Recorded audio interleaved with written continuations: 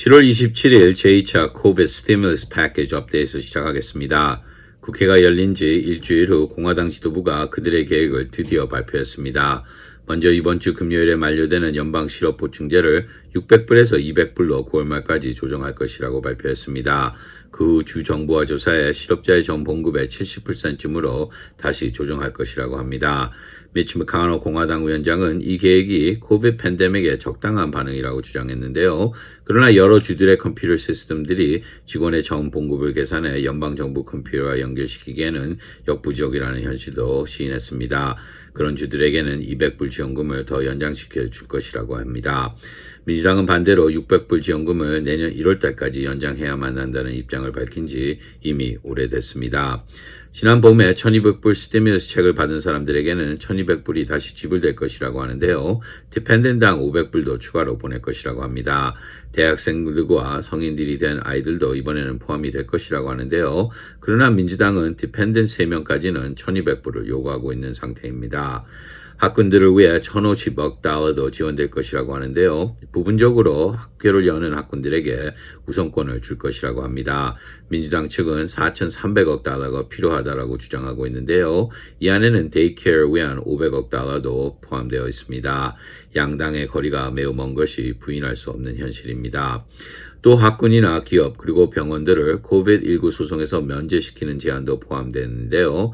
미치 머카노 상원위원장은 이 제안이 포함되지 않은 스티뮬러스 패키지는 있을 수 없다라고 못을 박았습니다. 민주당은 이 제안이 통과되면 학생들과 직원 그리고 환자들의 안전을 보장할 수 없게 된다라고 반발하고 있는데요. 매우 거센 논쟁거리가 될 것이 확실합니다.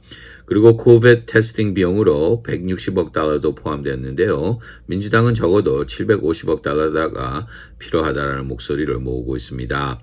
이번 공화당 계획에는 소매상들을 위한 두 번째 PPP 프로그램도 포함되었고 직장에 복귀하는 사람들을 위한 인센티브도 있다고 했지만 구체적인 내용은 아직 발표되지 않았습니다. 사업자들이 직원들을 위해 코비드 테스팅과 안전시설 장치 비용도 다음 세금 보고서에서 비용으로 쳐줄 것이라고 하는데요. 비즈니스 식사 비용도 50%에서 100%로 올릴 것이라고 합니다. 그리고 임대인 퇴거 금지령도 연장시킬 것이라는 제안도 포함되는 상태라고 하는데요. 민주당의 요구를 받아준 유일한 제안이었습니다. 민주당이 필수 조건으로 건 지역 정부 지원금은 그러나 포함되지 않았는데요. 민주당의 거센 반발이 예상되고 있는 상황입니다.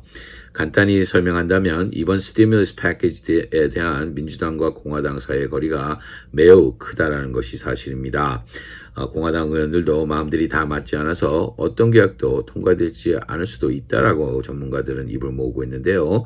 민주당은 물론 공화당 의원들도 돈을 그래도 너무 쓴다는 반대 이유로 오늘 제출된 계획에 반대할 수 있다라는 것입니다. 이유는 다른다 해도 통과가 안 되는 결과는 똑같다라는 것입니다. 워싱턴에서 이제부터 줄다리가 시작될 것 같은데요. 휴가를 오직 2주일 앞두고 있어서 이런 먼 거리를 둔 협상이 가능할지 의문스럽습니다. 대선을 앞두고 이번 스티뮬러스 패키지가 이번 여름에 통과되지 않은 책임을 양당이 서로에게 손가락질하며 정치적으로 이용할 수 있다는 분석도 나오고 있는데요. 문제는 이 과정 코비드 제2차 감염률은 계속 걷잡을 수 없다는 것입니다. 정치인들의 고래 싸움에 시민들의 등이 터질 것 같다라는 우려스러운 예감이 나오는 하루였습니다. 이상이 7월 27일 제2차 코비드 스티뮬러스 패키지 업데이트였습니다.